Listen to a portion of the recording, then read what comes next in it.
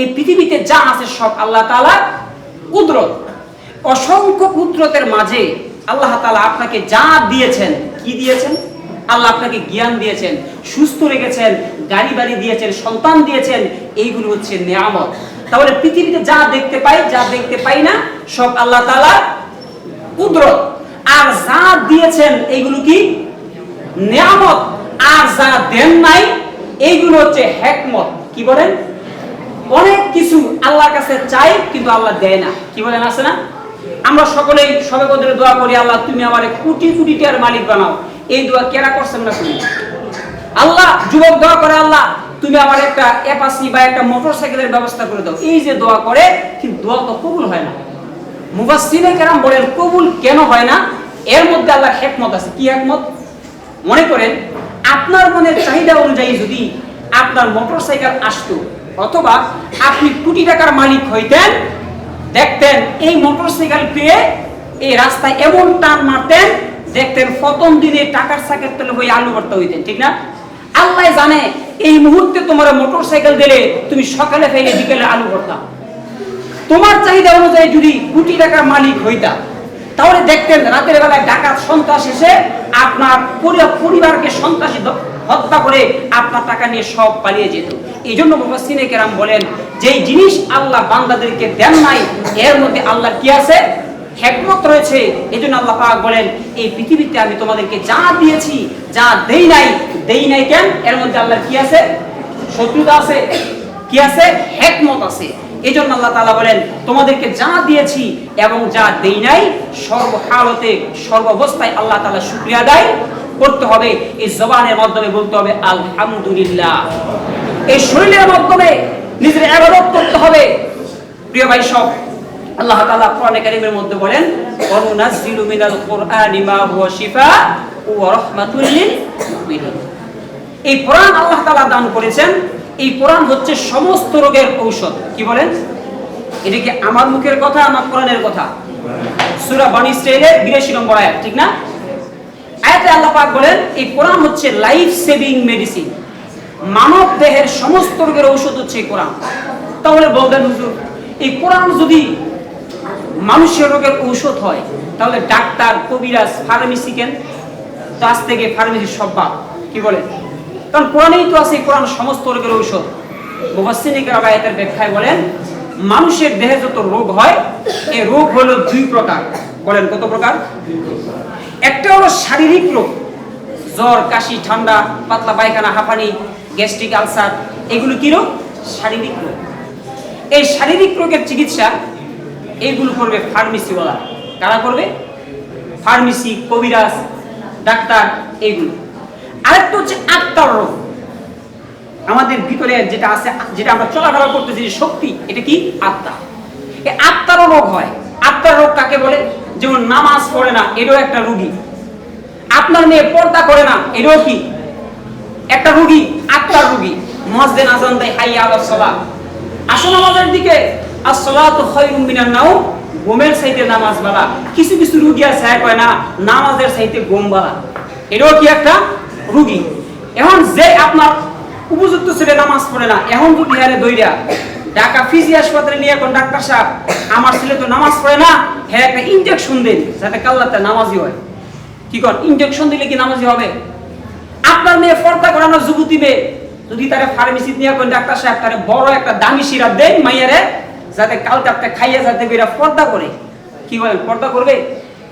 তাহলে একটা হচ্ছে শারীরিক রোগ, আর একটা কি? আত্মার রোগ। এই আত্মার রোগ, কলবের রোগের চিকিৎসা করবে হক্কানি রব্বানি উলামায়ে কেরাম। আজকে এখানে আমার কাছে সবচাইতে বেশি ভালো লাগতেছে এইখানে আছে হাফেজে কোরআন, কোরআনের পাখি। আমি তাদের সম্পর্কে সামান্য কথা না বললেই নয়, আপনারা জানেন যে গোটা বিশ্বের মাঝে একটা খেলা হয়, জানেন আপনারা? ফুটবল বিশ্বকাপ খেলা, জানেন তো আপনারা? এই খেলাটা হয় 32 দলে। কত দলে? কত দলে? 32 দলে এই ফুটবল বিশ্বকাপ খেলা হয়। এই খেলার আগে একটা বাছাই পর্ব হয়। এই বাছাই পর্বে যারা টিকে তারাই হয় 32 দলের এক দল। তো আমাদের দেশের যত খেলোয়াড় আছে, এই খেলোয়াড়রা বাছাই পর্বের আগে আরেকটা প্রাক বাছাই পর্ব হয়। অর্থাৎ টেস্ট পরীক্ষা। কি পরীক্ষা?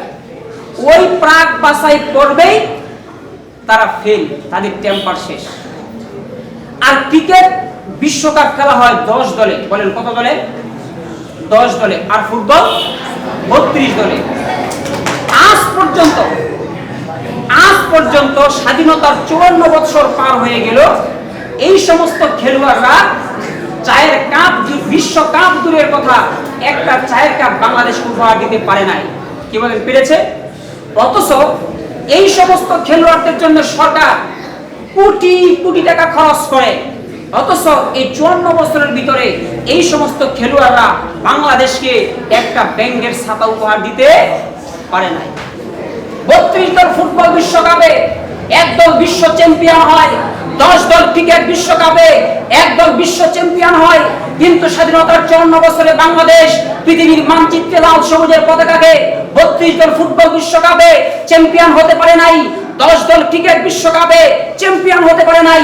অথচ খেলোয়াড়দের জন্য হাজার হাজার কোটি টাকা খরচ করা হয়, কিন্তু আমাদের মাদ্রাসার হিফজ বিভাগের ছোট্ট ছোট্ট নাবালেগ বাচ্চারা, যাদের জন্য সরকারের 1 পয়সা বরাদ্দ নাই, তারা পৃথিবীর 32 দেশ নয়, 10 দেশ নয়, 103 দেশকে পেছনে ফেলে, 113 দেশকে পেছনে ফেলে কোরআন প্রতিযোগিতায় বাংলাদেশ বিশ্ব চ্যাম্পিয়ন হয়ে পৃথিবীর মানচিত্রে লাল সবুজের পতাকা উড্ডীন করেছে। এই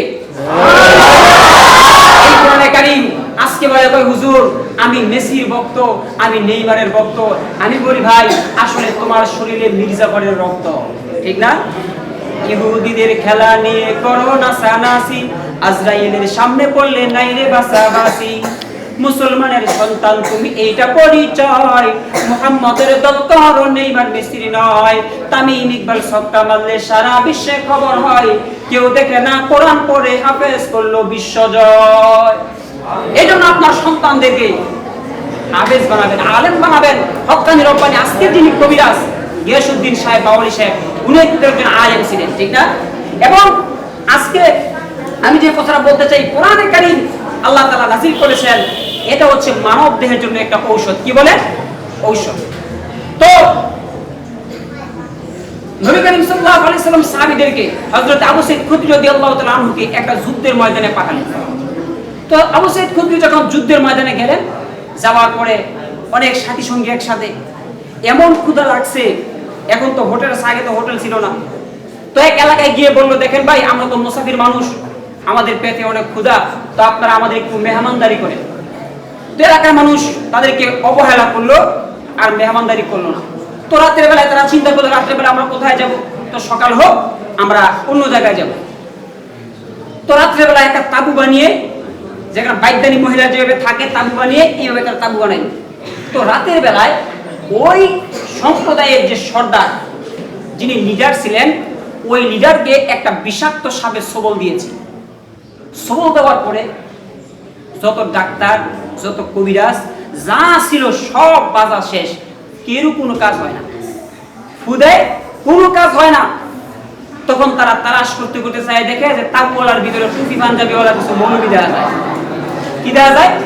তখন ওই এলাকার লোকজন গিয়ে বললো যে, ভাই, আমাদের সর্দারকে তো সাপে সবল দিছে, তো আপনাদের কাছে কি কেউ চিকিৎসা করতে পারবেন? তো আবু সাঈদ খুদরি তিনি বললেন যে, হ্যাঁ, চিকিৎসা আমি করতে পারবো। কে বললেন? আবু সাঈদ খুদরি রাদিয়াল্লাহু তাআলা। তো আবু সাঈদ খুদরি তিনি বললেন, আমি তোমাদেরকে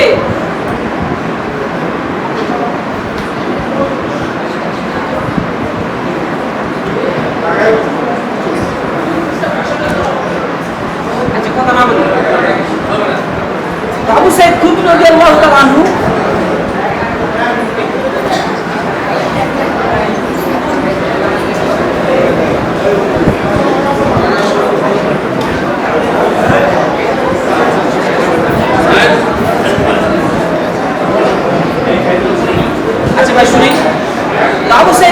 আল্লাহ নবীর সাহাবী।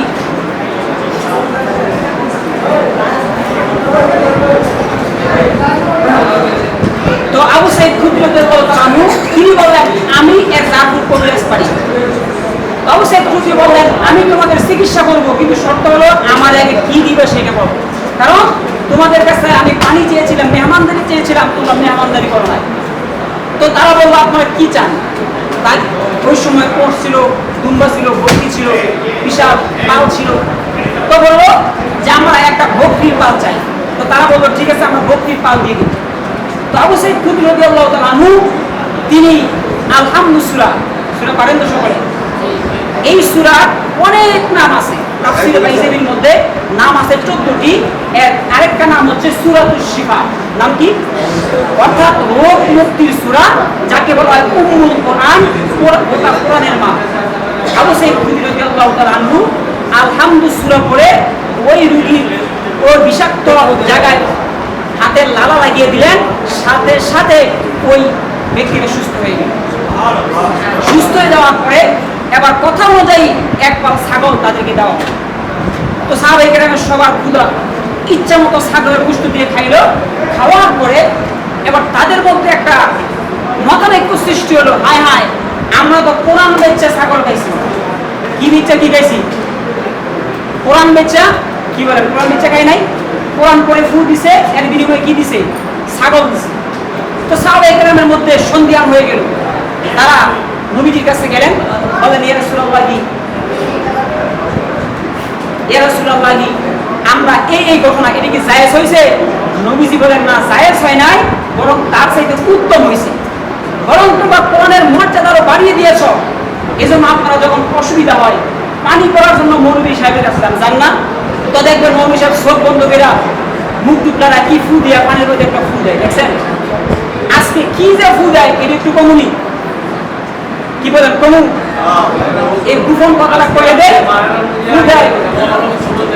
হ্যাঁ,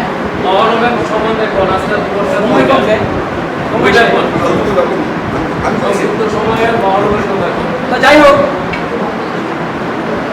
তো আল-হামদু সূরা এটা হচ্ছে সমস্ত রোগের ঔষধ। প্রিয় ভাই সব, এমনকি আপনার শুনে আশ্চর্য হবেন, আমাদের নবী বিশ্বনবী মুহাম্মদ সাল্লাল্লাহু আলাইহি সাল্লামকে কাফেররা, ইহুদিরা জাদু করছে। বর্তমানে আছে ব্ল্যাক জাদু, জানেন আপনারা? মানুষকে কালো জাদু করে। এই জাদু মানে এমন একটা সুস্থ মানুষকে যদি দুই হাতে এইভাবে পেটের সাথে বেঁধে ফেলেন, সে যেরকম চলাফেরা করতে পারে না, একজন মানুষের যখন ব্ল্যাক জাদু করা হয়, আর জাদু করা হয় কয়েকটা জিনিসের মাধ্যমে। এর মধ্যে একটা হচ্ছে চুল, কি করেন? মাথার চুল, হাতের নখ, মানুষের পরনের পুরাতন জামা। কয়টা? পুরাতন জামা। এই সমস্ত জিনিসের মাধ্যমে মানুষকে কালো জাদু করে। তো আমাদের নবীকে সূরা ফালাক এবং সূরা নাস, এই দুই সূরা নাজিল হয়েছে কেন? আমাদের নবীকে জাদু করা হয়েছে এই দুই সূরার মাধ্যমে। আল্লাহ পাক নবী করিমকে 11টি, এই সূরার মধ্যে 11টি লাইন আছে, এই 11টি গীত দেওয়া হয়েছিল নবীজিকে। এই গীতের মাধ্যমে এই সূরা প্রত্যেকটি আয়াত পড়েছেন, এই প্রত্যেকটি গিরাফ হয়ে গিয়েছিল। যেহেতু সময় সংক্ষেপ, যে কথা বলে শুনলাম, এখন আমাদের এই গিয়াসউদ্দিন সাহেবের উত্তরসূরি, আল্লাহ পাক ওনাকে আলেম বানিয়েছেন, আরেকটি আলেম আছেন, আল্লাহ পাক ওনাদের সমাধিষ্ঠিত করে দিয়েছেন। এবং ওনারা যখন মানুষকে ব্ল্যাক জাদু করা হয়, এই তাদের এখানে ব্ল্যাক জাদু করা হয়। এবং যারা মানুষকে তাবিজ করা হয়, এই তাবিজের পরীক্ষা করা হয়, আপনাকে কি জাদুগ্রস্ত কি জাদুগ্রস্ত না। এই জন্য আল্লাহ পাক যে কথাগুলো শুনলাম, বললাম, আমার বক্তব্য।